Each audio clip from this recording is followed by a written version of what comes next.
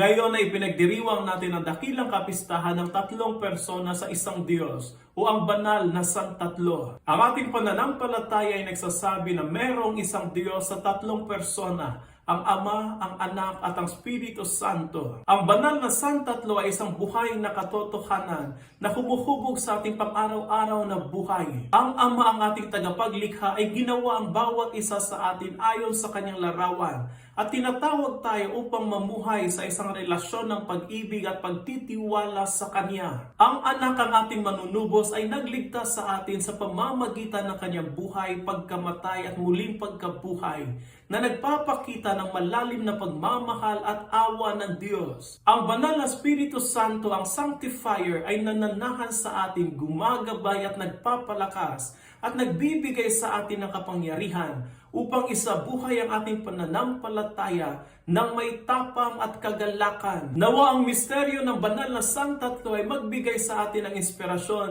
na lumago sa pag-ibig, pagkakaisa at kabanalan. At nawa lagi nating maipakita sa lahat ng ating mga ginagawa at sinasabi ang banal na buhay ng banal na Santatlo.